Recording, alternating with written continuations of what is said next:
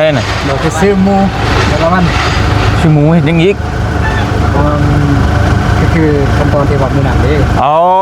โอเคก๊อกช้องฮั่นอ๋อฮีดโดยสามารถจัดตามกระบวนการเสียหมู อืม ยันหมูตายสิกลัวยันไก่ตาย โอ้ เอ้คนหมูเห็ดโอ้หยักมาดิที อันนี้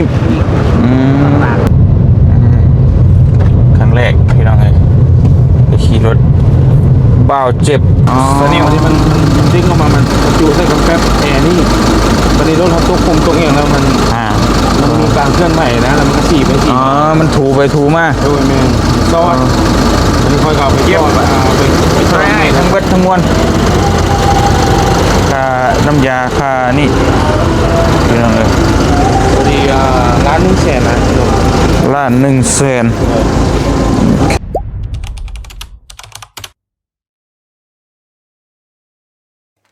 เอาพี่น้องเลยเนาะวันนี้อาเซียมารับถึงหน้าห้องพักเลยพี่น้องป้าโรเอาทักทายสบายดีตอนสวยๆพี่น้องไอ้เบานุ่งเมื่อหรือเปล่านี่ใช่นี่ใช่โอเคไปพี่น้องเลยไปเฮ้ยให้ไอ้นั่งน้ำเน้สิถ่ายคลิปนี่บ่เป็นยังใจแล้วมันใจไปโอ้เปิดประตูให้พ่อเบอร์โอเครู้เรื่องไปพี่น้องเลยพอดีเบาเตียงพอดีเบาเตียงอันน่ะเอารถไปแปลงพี่น้องไปแปลงเองแต่ว่านี่แหละนี่คลิปเบานุ่งแหละก็มันนั่งบนเล้วก็เลยให้น้องบ่าวเจ็บมาหับครั้งแรกเลยพี่น้องที่ได้ขี่รถน้องบ่าวเจ็บนี่ทักทายสบายดีคุณพี่น้องบัดสุขุทุกคนเนาะเอาว่าสิพากันไปลินบุญบ้านกันดอนมื้อนี้เพราะว่าไปเมื่อวานนี้แล้วไม่มีอะไรเลยพี่น้องนี่เนาะไปแล้วเนาะไม่ยอมพี่น้องเพราะว่าจะเห็นตอนเพิ่นเต้นเพิ่นฟอดนะทุ่งดูไม่เคยไป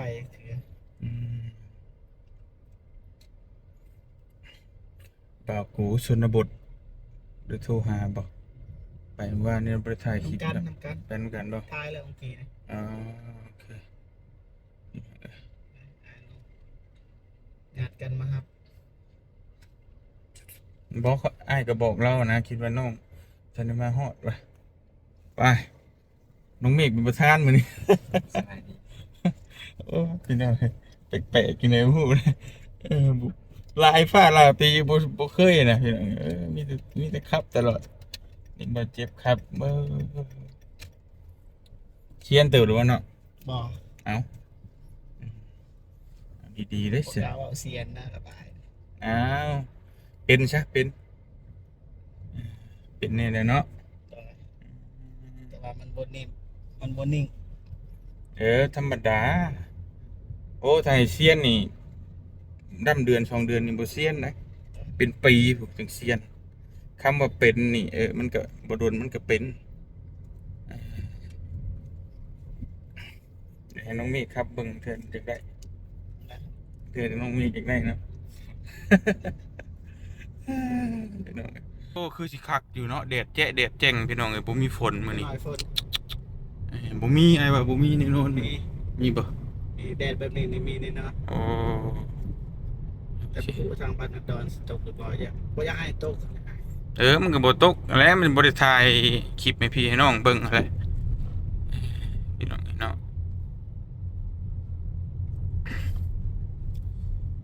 ไปเอารถก่อนพี่น้องโอ้ยเนาะจักที่เท่าใดเด้บาดหลายเติบไปจักหลายเติบจักนิ่มในรถบาดเจ็บนิ่มอยู่สำนี่แหละตัวเก็บเสียงหมดแม่ตัวเก็บเสียงแหละเพราะมันเป็นซกอัพเด้ เป็นโชคอัพเบิดเลยบ่แม่นมันบ่แม่นอันเป็นเหน็บคือของอ้ายเด้ปรับกระบะนี่ข้างหลังมันเป็นเหน็บแต่อันนี้เป็นโชคเบิดเลยมันนิ่มอยู่แล้วไปพี่น้องไปไป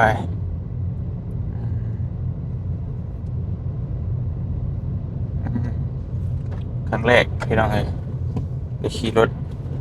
บ่าวเจ็บซะนิ้ว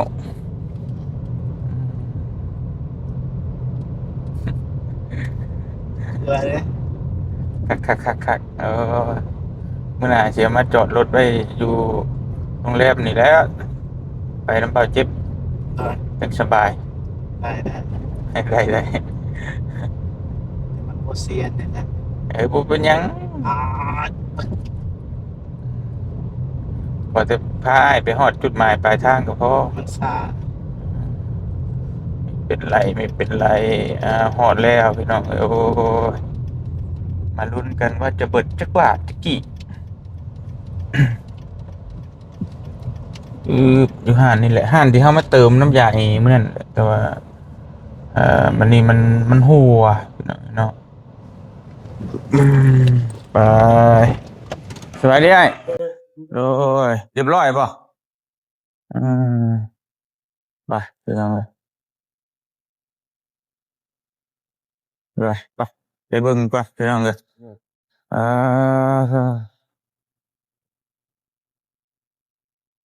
เรียบร้อยเรียบสิ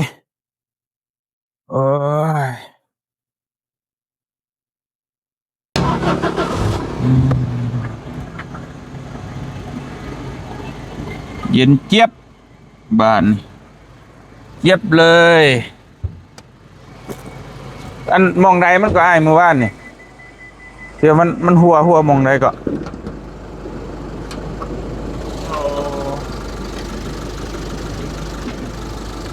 โอ้อยู่ในผมบอก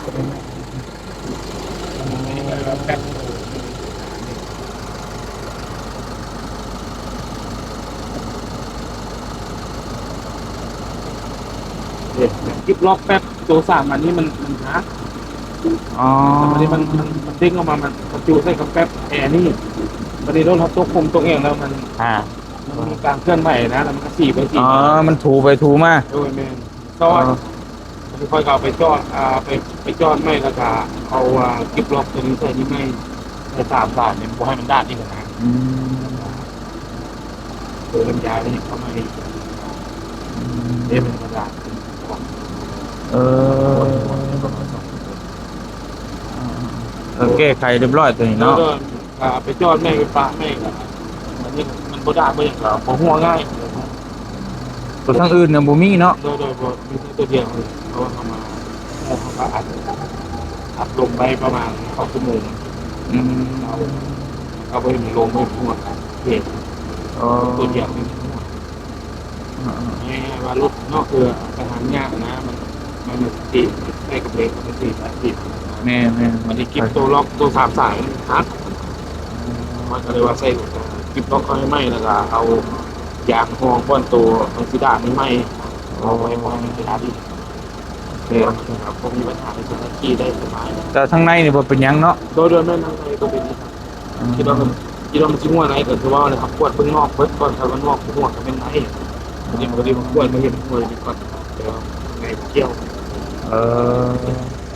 มันก็หัวแห้งเติบได้เบิ่งกินนี่ เนาะ เนาะ ปวดหัวยังต่างแต่ว่า พดบ่อยเลยพี่น้องเอ้ย เดี๋ยวเรา2 มือมันก็เบิดคือว่าเนี่ย อืม แบตก็บ่แต่ว่าแบตบ่มีบ่ ไม่เขามีมาเป็นหน่วยง่ายๆว่าหน่วยเพียงมันก็มีพักได้เนี่ยเนาะมันจะมาใส่กาดอยู่บ่ได้ อืม แต่ว่าในได้มัน4บ่ได้มัน10 ปอนด์ก็เก็บก็ได้เมียนมันเป็น หัวแป๊บอยู่ใน เรามาถึงแล้ว ข่อยว่าแล้วเวลาโตนคุมนะมันถูกกัน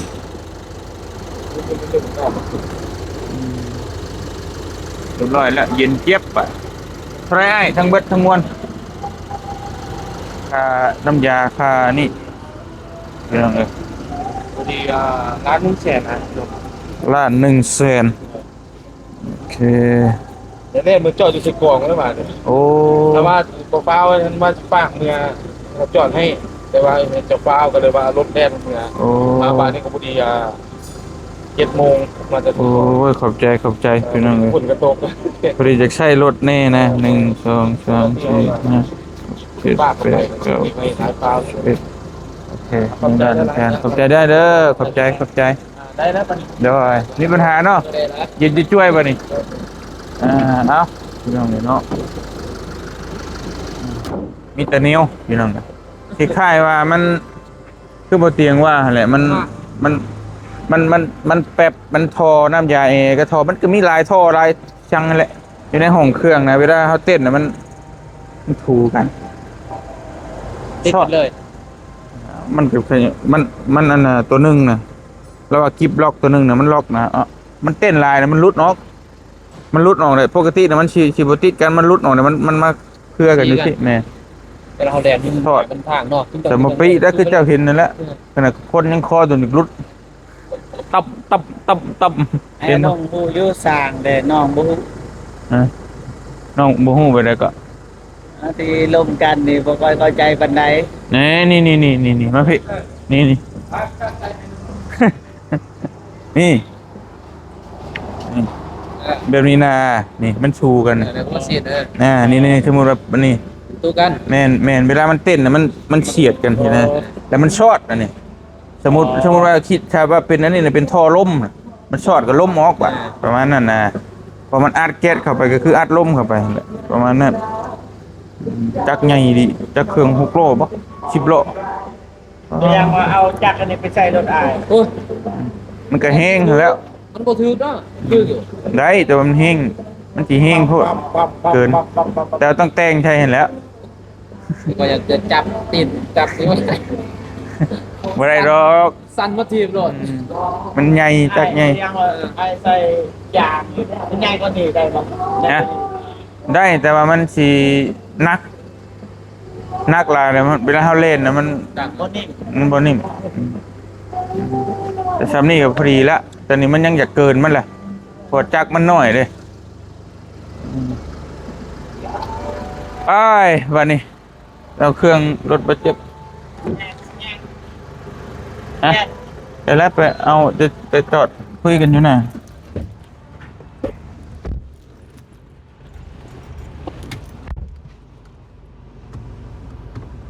เอาพี่น้องเลยกำลังว่าสีออกไปเลยเมื่อกี้นี่ทั้ง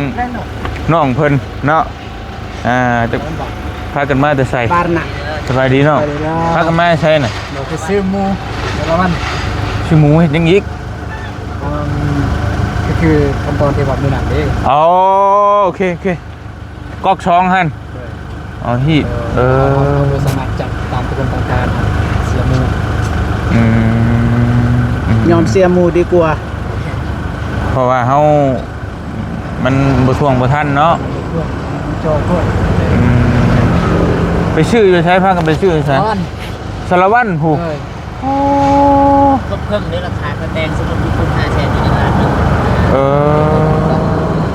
มันหลายบ่อยู่ผู้ จองไปเลยจองให้จองไปแล้ว อ๋อจองไว้เพื่อที่เพื่อเฮ็ดฮีดพวกนี้อีกหลายโตอีกเนาะ จองไปแล้ว หน่ายเหี่ยวเด้ จะไปใส่เนี่ยไปใส่ต่อ ก็ว่าสิพังเบิ่งว่าสิหลักๆก็ว่าจะเข้าไปบุญพุ่นแหละแต่ก็สิไปลายบอนอยู่แต่ว่าจะไปถ่ายคลิปให้พี่ให้น้องเบิ่งอะนะเพิ่นเต้นอยู่พุ่นแต่สิเข้าไปอยู่บ้านน้องก็ตั้งแต่ก็บ่ทันมันก็ตอนแรงๆพุ่นแหละคือเก่าพุ่นแหละถ้าบ่ช่วงบ่ทันก็ว่าสิมันก็เข้าไปเบิ่งนำว่าจะมีในใดที่ว่า คนยืม อันนั้นพี่น้องขั้นตอนฮอดใช้แล้วแต่ตอนนี้เฮ็ดเนี่ยเฮ็ดบ่ได้มีหยังยุ่งยากปานใดติหรือว่าเฮ็ดแต่ใดเรื่องฮีดเรื่องคลอง บัดยุ่งยาก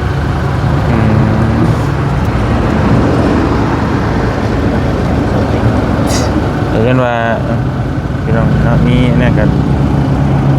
มื้อใดสิมอบเพิ่นขึ้น มอบ มอบหมูมอบหยัง มันจะเป็น18อืมเพราะว่า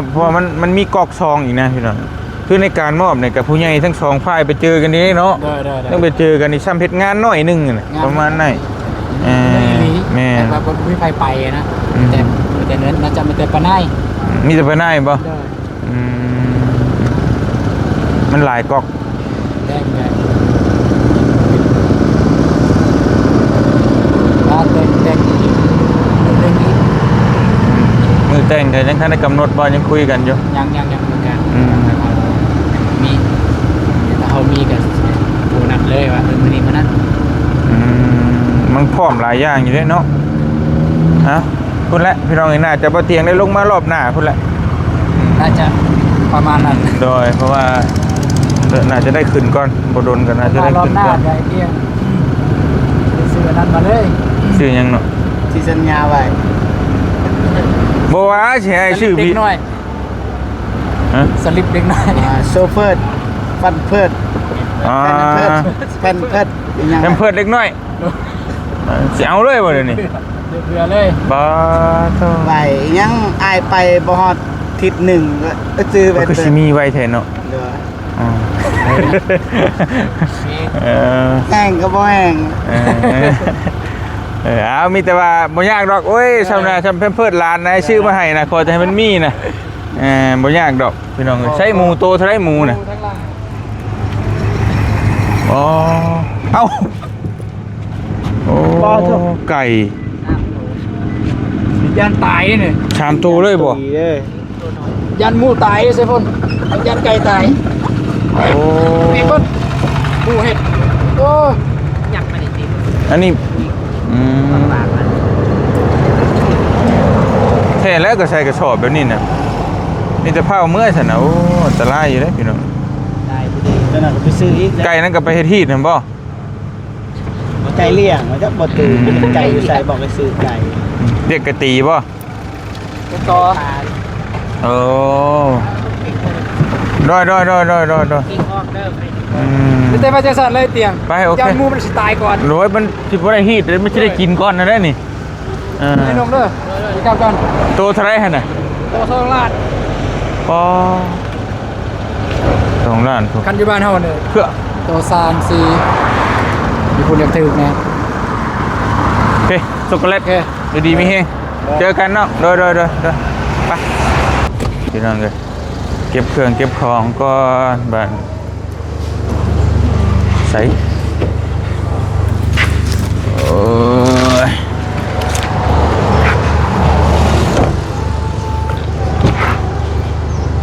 ไปหอบลูกได้หลุดบาดเจ็บ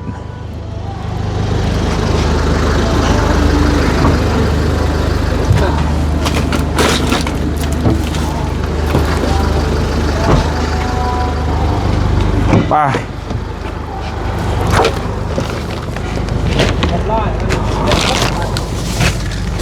ยาเลยดูขี้ยันหยาด ฮะ ขี้ยันหยาด ไทยยานบริยานจักหน่อยเออไม่เคยกลัวอะไรอยู่แล้วหึ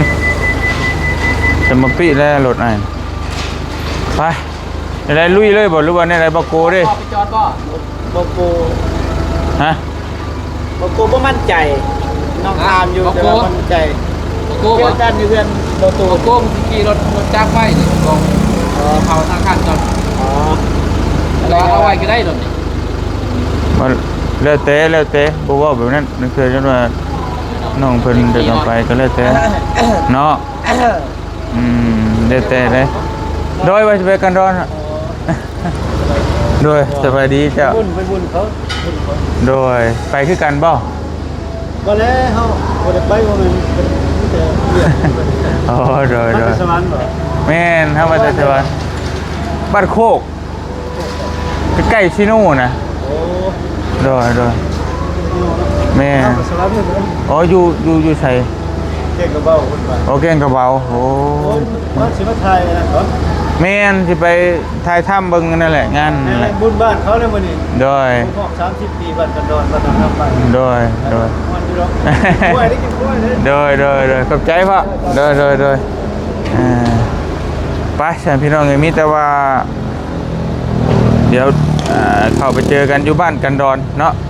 เดี๋ยวสิเป็นอะไรก็สิไปถ่ายคลิปให้พี่ให้น้องเบิ่งพี่น้องเลยเพราะว่ามื้อนี้เป็นมื้อสุดท้ายแล้วถ้าไปบ่ทันมื้อนี้ก็คือบ่เห็นพี่น้องเนาะงานแต่เบาโกก็สิไปติ ไปขี่รถจักรคน จักไป ขาพร้าว แล้วอยู่ใช้ตอนนี้ ธนาคารเขากำลังเข้าธนาคาร ก็บ่เป็นหยังเอาไปกินข้าวกินน้ำมันก็ได้เนาะ เวลาจะผ่าไปก่อนขี่รถจักร บ่ปานใดดอกยิ่งเข้าธนาคารนี่เขาให้อยากขาแล้วข่อยเนาะ บ่ได้เงินเติมน้ำมัน บ่ไปพี่น้องไปกินข้าวกินน้ำก่อนเนาะอยู่ดีมีแฮงบ่จะคู่ทุกคนสบายกระเป๋าแล้วเบิดล้านปลายพี่น้องเอ้ย บ่หนักแล้ว บ่นักแล้ว ไปสบายดีเด้อพี่น้องเด้อไปลุย